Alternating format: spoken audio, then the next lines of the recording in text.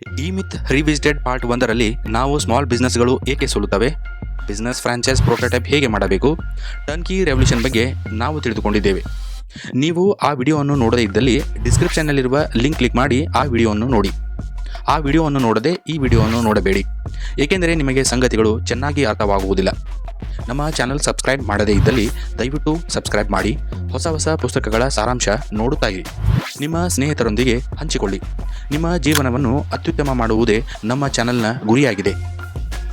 ಈ ಹಿಂದಿನ ವಿಡಿಯೋದಲ್ಲಿ ನಾವು 7 ಬಿಸ್ನೆಸ್ ಡೆವಲಪ್ಮೆಂಟ್ ಸ್ಟ್ರಾಟಜಿಯನ್ನು ನೋಡಿದ್ದೇವೆ. ಅವುಗಳನ್ನು ಒಂದೊಂದಾಗಿ ಡೀಟೇಲ್ ಆಗಿ ತಿಳಿದುಕೊಳ್ಳೋಣ. ಈ ಎಲ್ಲ ಅಂಶಗಳನ್ನು ನಾವು ಮೈಕಲ್ ಇ ಗರ್ಬರ್ ಅವರು ಬರೆದ ದ ಈ ಮಿತ್ ರಿವಿಸಿಟೆಡ್ ಎಂಬ ಪುಸ್ತಕದಿಂದ ಆರಿಸಿಕೊಂಡಿದ್ದೇವೆ. ಈ ಪುಸ್ತಕವನ್ನು ಖರೀದಿಸಲು ಡಿಸ್ಕ್ರಿಪ್ಷನ್ನಲ್ಲಿರುವ ಲಿಂಕ್ ಕ್ಲಿಕ್ ಮಾಡಿ ಖರೀದಿಸಿ. 1. Your primary aim. ನೀವು ಕ್ಲಿಯರ್ ಆದ ಸಾಧಿಸಬಲ್ಲ ಗುರಿಗಳನ್ನು ಹೊಂದಿ. ನಿಮಗೆ ನಿಮ್ಮ ಜೀವನದ ಬಗ್ಗೆ ಭಾಷಣ ಮಾಡಲು ಅವಕಾಶ ಸಿಕ್ಕರೆ ನಿಮ್ಮ ಜೀವನ ಹೇಗಿರಬೇಕು ಎಂದು ಭಾಷಣ ಮಾಡುತ್ತೀರೋ ಅದೇ ರೀತಿ ನಿಮ್ಮ ಜೀವನದ ಗುರಿಯಾಗಿರಬೇಕು. ನೀವು ಯಾವುದಕ್ಕೆ ಬೆಲೆ ಜಾಸ್ತಿ ಕೊಡುತ್ತೀರಿ, ನಿಮಗೆ ಯಾವ ರೀತಿಯ ಜೀವನ ಇಷ್ಟ, ನೀವು ಯಾರಂತೆ ಆಗಲು ಬಯಸುತ್ತೀರಿ ಎಂಬ ಪ್ರಶ್ನೆಗಳನ್ನು ನಿಮ್ಮಲ್ಲಿ ಕೇಳಿಕೊಳ್ಳಿ. ನಿಮ್ಮ ಜೀವನದ ಕತೆ ಬರೆಯಿರಿ. ಅದನ್ನು ಸಾಧಿಸಲು ಬೇಕಾದ ವಿಷಯಗಳ ಮೇಲೆ ಕಷ್ಟಪಟ್ಟು ಕೆಲಸ ಮಾಡಿ. ನಿಮ್ಮ ಬಿಸ್ನೆಸ್ ನಿಮ್ಮ ಕನಸಿಗೆ ಮುಖ್ಯ ಎಂದಾದರೆ ನಿಮ್ಮ ಬಿಸ್ನೆಸ್ಸನ್ನು ಉತ್ತಮ ಮಾಡಲು ಪ್ರಯತ್ನಿಸಿ.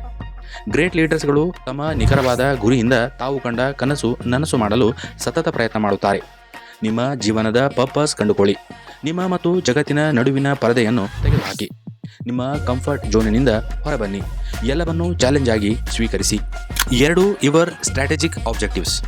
ಸ್ಟ್ರಾಟಜಿಕ್ ಪ್ಲಾನ್ಗಳು ನಿಮ್ಮ ಜೀವನದ ಮತ್ತು ಬಿಸ್ನೆಸ್ ಪ್ಲಾನ್ ಆಗಿರಬೇಕು. ನಿಮ್ಮ ಪ್ರೈಮರಿ ಏಮನ್ನು ಸಾಧಿಸಲು ನೀವು ನಿಮ್ಮ ಸ್ಟ್ರಾಟಜಿಕ್ ಗೋಲ್ಗಳನ್ನು ಹಾಕಿಕೊಳ್ಳಬೇಕು. ಅದು ನಿಮ್ಮ ವಿಷನ್ಗೆ ಸಹಾಯ ಮಾಡುವಂತಿರಬೇಕು. ಆ ಪ್ಲಾನ್ಗಳು ನಿಮ್ಮ ಬಿಸ್ನೆಸ್ ಡೆವಲಪ್ಮೆಂಟ್ನ ಟೆಂಪ್ಲೇಟ್ ಆಗಿರಲಿ. ನೀವು ಲಿಸ್ಟ್ ಆಫ್ ಸ್ಟ್ಯಾಂಡರ್ಡೈಸೇಷನ್ ಮಾಡಿ. ಅವುಗಳು 1. ಹಣ. ನೀವು ಫೈನಾನ್ಷಿಯಲ್ ಫ್ರೀಡಮ್ ಹೊಂದಲು ನಿಮಗೆ ಎಷ್ಟು ಹಣ ಬೇಕು ಎಂಬುದನ್ನು ತಿಳಿದುಕೊಳ್ಳಿ. ಅದು ನಿಮ್ಮ ನೆಟ್ವರ್ಕ್, ಅಸೆಟ್, ಮನಿ ಕೌಂಟ್ ಆಗಿರಬಹುದು.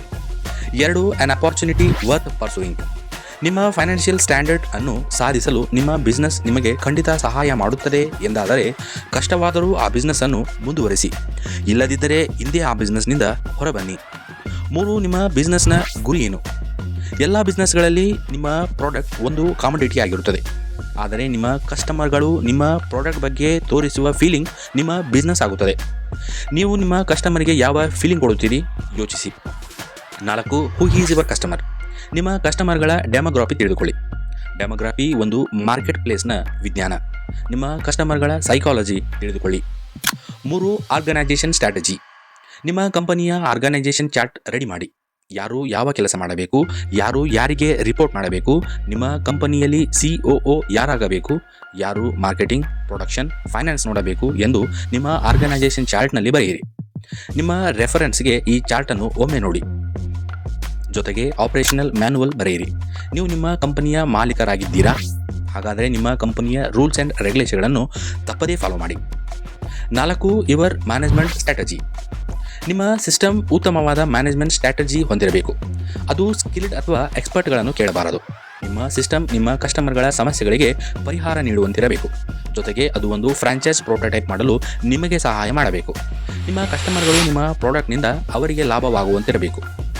ಬೆನಿಟಿಯಾ ಎಂಬ ಹೋಟೆಲ್ನಲ್ಲಿ ಮೈಕಲ್ ಗರ್ಬರ್ ಭೇಟಿ ನೀಡಿದಾಗ ಅಲ್ಲಿನ ಸಿಸ್ಟಮ್ ಅವರಿಗೆ ತುಂಬ ಸಂತೋಷದಾಯಕ ಅನುಭವ ನೀಡಿತು. ಅದನ್ನು ಅವರು ಹೇಗೆ ಮಾಡುತ್ತಾರೆ ಎಂದು ಗರ್ಬರ್ ಅಲ್ಲಿನ ಮ್ಯಾನೇಜರನ್ನು ಕೇಳಿದಾಗ ಅಲ್ಲಿನ ಮ್ಯಾನೇಜರ್, ನಮ್ಮ ಓನರ್ ಪ್ರತಿಯೊಂದು ಕೆಲಸಗಳನ್ನು ಒಂದು ಮ್ಯಾನುವಲ್ನಲ್ಲಿ ಬರೆದಿದ್ದಾರೆ ಎಂದು ಗರ್ಬರ್ಗೆ ಆ ಮ್ಯಾನುವಲನ್ನು ತೋರಿಸಿದರಂತೆ. ಇದೇ ರೀತಿ ನಿಮ್ಮ ಬಿಸ್ನೆಸ್ಗಳು ಒಂದು ಆಪರೇಷನಲ್ ಮ್ಯಾನುವಲ್ನಿಂದ ನಡೆಯುವಂತೆ ಮಾಡಿ.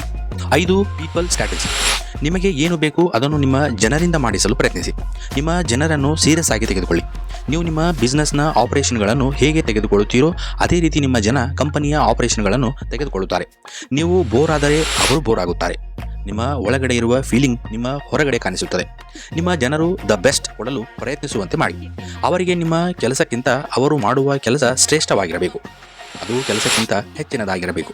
ನಿಮ್ಮ ಬಿಸ್ನೆಸ್ ಸ್ಟ್ರಕ್ಚರ್ ಅವರಿಗೆ ಒಂದು ಉತ್ತಮ ಅನುಭವ ಕೊಡಬೇಕು. ಜೊತೆಗೆ ಅವರಿಗೆ ಅವರು ಮಾಡುವ ಕೆಲಸಗಳು ಆಟದಂತಿರಬೇಕು. ಆ ಆಟದಲ್ಲಿ ನಿಮ್ಮ ಜನರು ಗೆಲ್ಲುತ್ತಾ ಅಂತ್ಯ ಇಲ್ಲದ ಆಟ ಆಡಬೇಕು.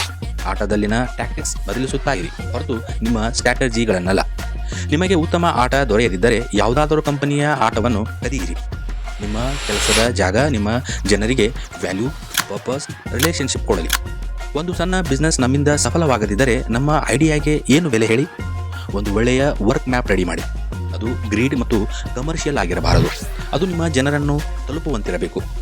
ಹಿಯರಿಂಗ್ ಪ್ರೊಸೆಸ್ ಸ್ಕ್ರಿಪ್ಟ್ ರೆಡಿ ಮಾಡಿ. ನಿಮ್ಮ ಕೆಲಸ ಮಾಡಲು ತಕ್ಕ ಜನರನ್ನು ಆಯ್ಕೆ ಮಾಡಿ.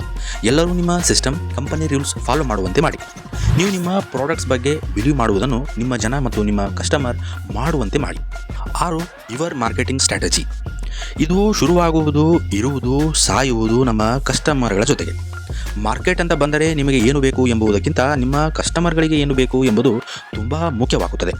ನಾವು ನಮ್ಮ ಕಸ್ಟಮರ್ಗಳ ಕಾನ್ಸಿಯಸ್ ಮೈಂಡನ್ನು ನಮ್ಮ ಪ್ರಾಡಕ್ಟ್ನಿಂದ ಗೆಲ್ಲಬೇಕು. ಆಗ ಅವರ ಸಬ್ ಕಾನ್ಸಿಯಸ್ ಮೈಂಡ್ ನಮ್ಮ ಪ್ರಾಡಕ್ಟ್ಸ್ಗೆ ಅವರನ್ನು ಲಾಯಲ್ ಆಗುವಂತೆ ಮಾಡುತ್ತದೆ. ನೀವು ನಿಮ್ಮ ಕಸ್ಟಮರ್ಗಳ ಡೆಮೋಗ್ರಾಫಿ ತಿಳಿದುಕೊಂಡರೆ ಅವರ ಸೈಕಾಲಜಿಯಿಂದ ಹೇಗೆ ನಿಮ್ಮ ಪ್ರಾಡಕ್ಟ್ಸ್ಗಳು ತೆಗೆದುಕೊಳ್ಳಬಹುದು ಎಂಬುದನ್ನು ನೀವು ಕಂಡುಕೊಳ್ಳುತ್ತೀರಿ. ನಿಮ್ಮ ಕಸ್ಟಮರ್ ಭಾಷೆಯನ್ನು ಕಲಿಯಿರಿ, ಅವರಂತೆ ಮಾತನಾಡಿ. ಸೇಲ್ಸ್ ಎಕ್ಸಿಕ್ಯೂಟಿವ್ಗಳಿಗೆ ನೀಲಿ ಬಣ್ಣದ ಯೂನಿಫಾರ್ಮ್ ಕೊಡಿಸಿ. ಅದು ಕಸ್ಟಮರ್ಗಳು ನಿಮ್ಮ ಪ್ರಾಡಕ್ಟ್ಸ್ ತೆಗೆದುಕೊಳ್ಳಲು ಸಹಾಯ ಮಾಡುತ್ತದೆ. ನಿಮ್ಮ ಗ್ರಾಹಕರಿಗೆ ನೀಡಿದ ಮಾತನ್ನು ಉಳಿಸಿಕೊಳ್ಳಿ. ನಿಮ್ಮ ಜಾಗ ಅಥವಾ ಬೌಂಡರಿಯನ್ನು ಟ್ರೇಡಿಂಗ್ ಝೋನ್ ಎನ್ನುತ್ತಾರೆ, ಅದರಲ್ಲಿ ಕೆಲಸ ಮಾಡಿ. ಲೀಡ್ಸ್ ಜನರೇಟ್ ಮಾಡಿ. ಸಮಯ ಬಂದರೆ ನಿಮ್ಮ ಕಾಂಪಿಟೇಟರ್ಸ್ಗಳ ಮಾರ್ಕೆಟಿಂಗ್ ಟ್ಯಾಕ್ಟಿಕ್ಸನ್ನು ಕಾಪಿ ಮಾಡಿ. System strategy. Set of idea, information, ಆ್ಯಕ್ಷನ್ಗಳನ್ನು ಸಿಸ್ಟಮ್ ಎಂದು ಕರೆಯುತ್ತಾರೆ. ಸಿಸ್ಟಮ್ಗಳಲ್ಲಿ 3 ವಿಧ. 1. Hard system. ಇದು ನಿಮ್ಮ ಬಿಸ್ನೆಸ್ನ ಔಟ್ಲುಕ್ಕನ್ನು ತೋರಿಸುತ್ತದೆ. 2. Soft system. ಇದು ನಾವು ಏನನ್ನು ಮಾರುತ್ತೇವೆ ಮತ್ತು ನಮ್ಮ ಕಸ್ಟಮರ್ಗಳ ಬಗ್ಗೆ ತೋರಿಸುತ್ತದೆ. 3. Information system. ಇದು ನಿಮ್ಮ ಸಾಫ್ಟ್ ಸಿಸ್ಟಮ್ನ ಅಕೌಂಟಬಿಲಿಟಿಯನ್ನು ತೋರಿಸುತ್ತದೆ. 7. People system. ಇದು ಪವರ್ ಪಾಯಿಂಟ್ ಸಿಸ್ಟಮ್ ಅನ್ನು ಹೊಂದಿದೆ. 1. Appointment presentation. ಇದು ನೀವು ತಯಾರಿಸುವ ಹೊಸ ಉತ್ಪನ್ನಗಳ ಬಗ್ಗೆ ತಿಳಿಸುತ್ತದೆ. 2. The need analysis presentation. ಇದು ನಿಮ್ಮ ಕಸ್ಟಮರ್ಗಳ ಹಣಕ್ಕೆ ಬೆಲೆ ಕೊಡುತ್ತದೆ. 3. The solution presentation. ಇದು ನಾವು ಯಾವುದೇ ಪ್ರಾಡಕ್ಟ್ಸ್ ಮಾರುವ ಬದಲು ಒಂದು ಸಿಸ್ಟಮನ್ನು ಮಾರಾಟ ಮಾಡುತ್ತಿದ್ದೇವೆ ಎಂದು ಹೇಳುತ್ತದೆ. ನಾವೆಲ್ಲ ಈ ಜಗತ್ತನ್ನು ದೂಷಿಸುವ ಬದಲು ಮಾನವರಾಗೋಣ. ಬಿಸ್ನೆಸ್ಗಳಲ್ಲಿ ಹೆಲ್ತಿ ಕಾಂಪಿಟೇಷನ್ ಮಾಡೋಣ. ಸುಂದರ, ಸದೃಢ ಭಾರತ ದೇಶ ಕಟ್ಟೋಣ. ಈ ಸಾರಾಂಶ ನಿಮಗೆ ಇಷ್ಟವಾದರೆ ನಮ್ಮ ಚಾನಲ್ ಸಬ್ಸ್ಕ್ರೈಬ್ ಮಾಡಿ. ಜೈ ಹಿಂದ್, ಜೈ ಕರ್ನಾಟಕ.